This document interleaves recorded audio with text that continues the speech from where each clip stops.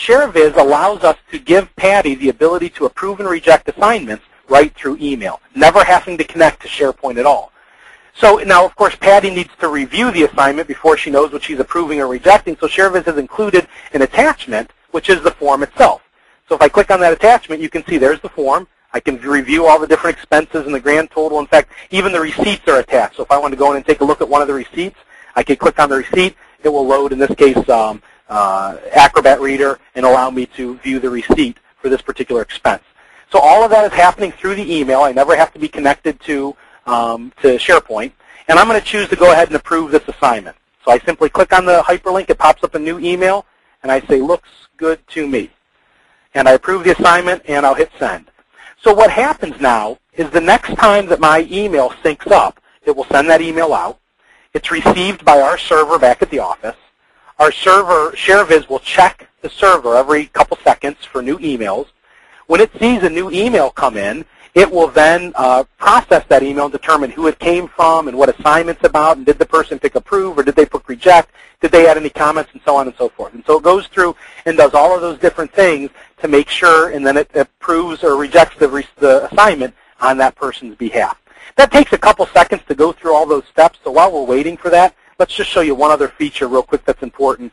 Now, of course, Patty had an employee of Tom, but who does Patty report to?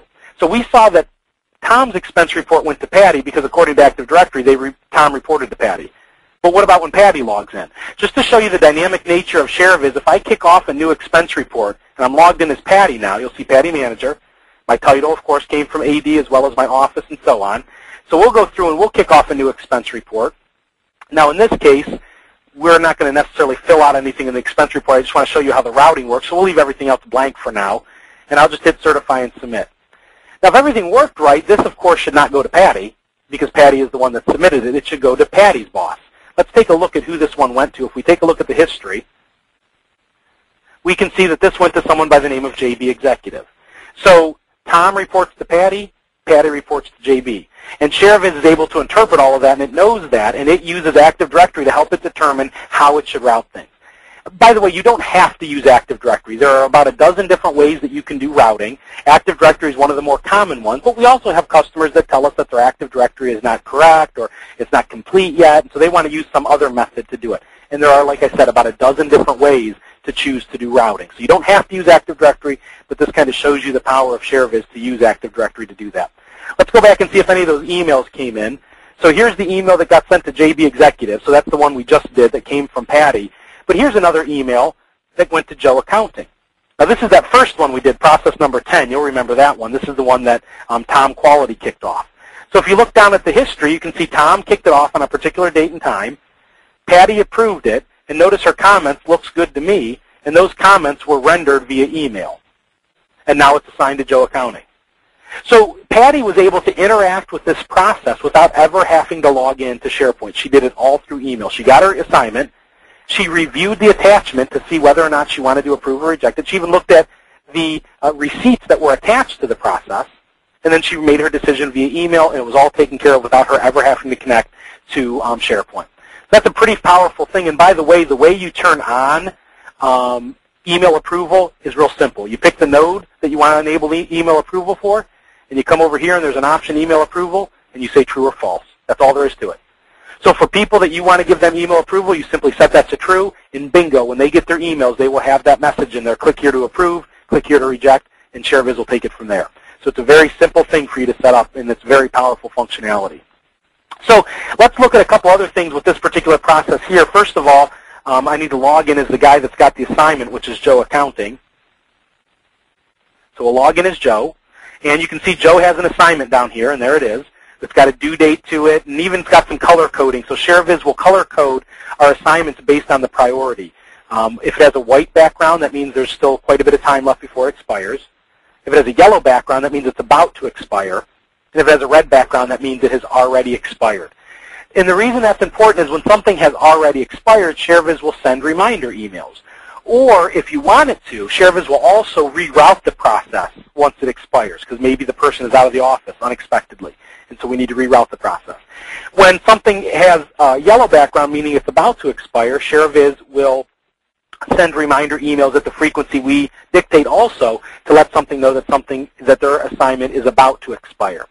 And by the way, you define what about to expire means and how much time someone has to work on something. In this case, the due date is 1 day away, so I've only given my user 1 day to work on this. And since we're within a 24-hour window, it shows it's about to expire. But you can change that if you want. If you wanted to give the person more time, you simply pick the activity and you say what the duration of their assignment is. And you can have it all the way down to hours or days. So I can give the guy 15 days or 3 hours to work on something. It doesn't matter.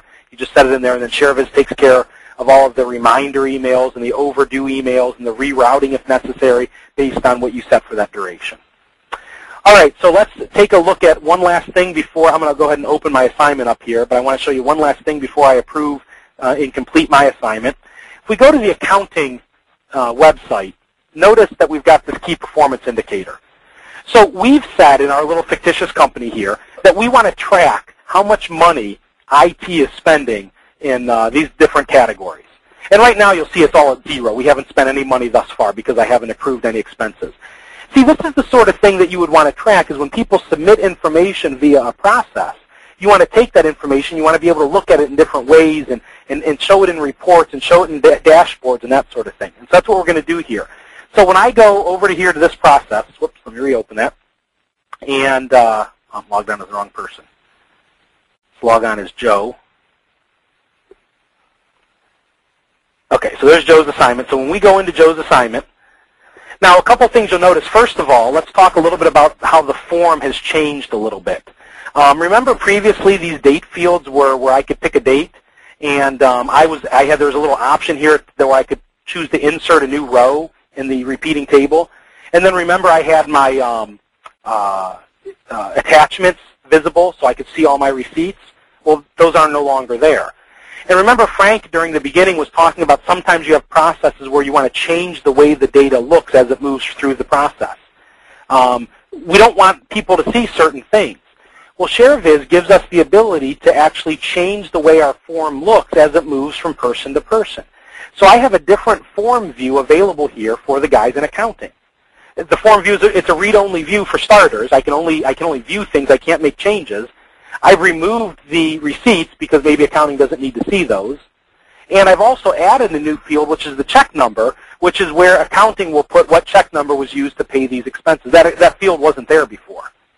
You see, so the ability to change the way the form looks is important, because if you think about a process as it moves from person to person, generally we're collecting data as we go.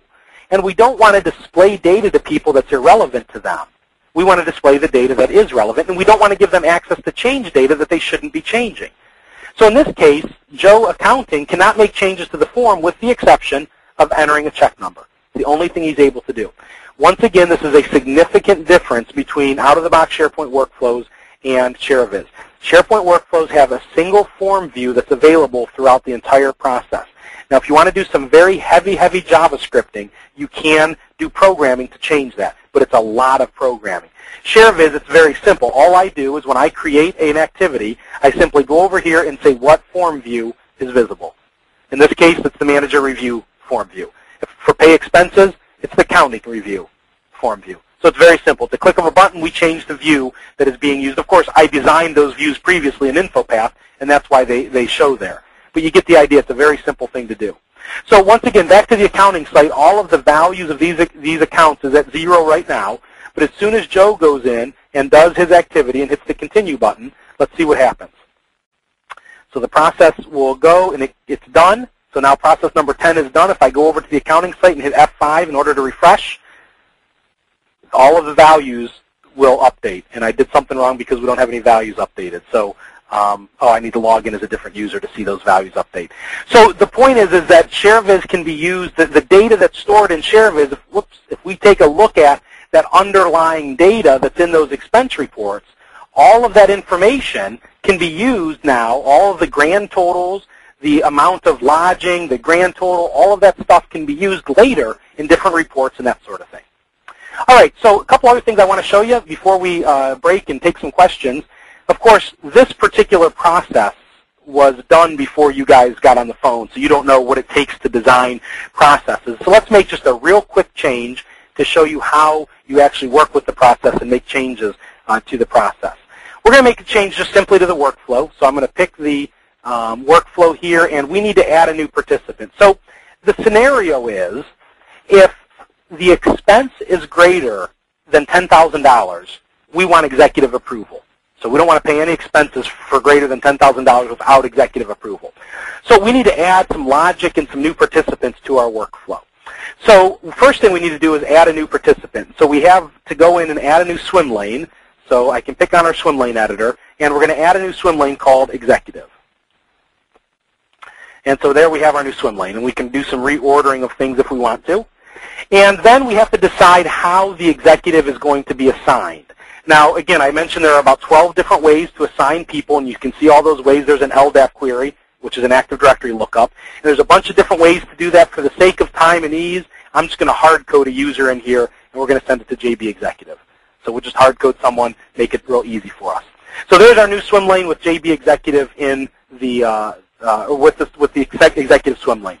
Now we need to give the executive an activity to do. So I'm going to go up and pick an activity and draw a shape in there.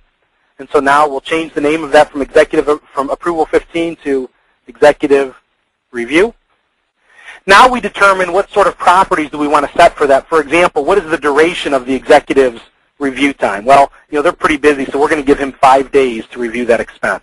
And do we want to allow him to have email approval authority? Well, executive travels quite a bit, so we'll give him email approval authority. And since he's going to be viewing it through an email, we want to include a copy of the item as an attachment to the email. And there's a bunch of other fields that we could go through and set if we needed to as well. So let's talk about how the executive gets his process. Well, it comes out of the start node and it goes down to the executive. So we'll draw a connector from one to the other. We'll rearrange that to make it look nice. And then once the executive's done with it, a couple things can happen. First of all, he could choose to approve it. And if he approves it, we're going to go to the same place all the other approvals go. And if he rejects it, we're just going to call it dead, and we're going to send it down here to a rejected path. So I'm going to change that to rejected. We're going to change the name to rejected, and we'll send it there if it's rejected. All right, so we're getting there. So now let's put some conditions on these connectors. First of all, this connector is a rejected connector, so we'll say rejected. This condition is an approved connector, so a simple right-click, approved. And then this connector has a little bit more complex condition because we said the condition needed to be that if the grand total is greater than 10,000, it goes down that path. So then it'll go down that path. This connector, there's a couple different conditions we can use. There's one that's real nice, which is called otherwise. So otherwise, it goes down here if it's greater than 10,000. Otherwise, it goes down here. And the executive will, if he approves it, it goes to the same place all the other approvals went, which is to the eventually to here. And if he rejects it, it goes here. Probably one last thing we want to do, which is to send a notification to the end user if the executive does reject it, since he's getting a notification if it's approved. Let's move that up there. We'll move this down here. And let's give a notification to the originator if his process gets rejected. So we're just going to move some stuff around to give me some room here. And we're going to put a new notification in here. Now, how do I know who this notification is going to? Well, because I'm drawing it in the originator swim lane, it's going to go to the originator. That's pretty simple. So this is called the rejected email. And then we can write the body of the email. Your expense was rejected due to such and such. If you want to include information from the form in the body of the email, you just do a right-click, and here's all the information in the form. So I could say something like your expense, and then give them ER number, and then I could put the number in there. So we'll right-click and fields, and the number is the ER number. There we go, and then put a parenthesis. So then at runtime, it will swap out this variable with the actual expense report number. And so let's go ahead and say if it's rejected, it goes, if it's rejected, it goes there, and then from there, it goes to the end. So there's our change. So pretty significant change, and we made it in here in just a couple seconds. Now what we'll do is we'll go ahead and we'll publish this process, and it sends it on its way. So now this is the new process. So if I log into the system, we're logged in as Joe Accounting right now, we'll let him kick off a new expense report. And if Joe Accounting kicks off a new expense report, again, I'm not going to fill in a lot of this information.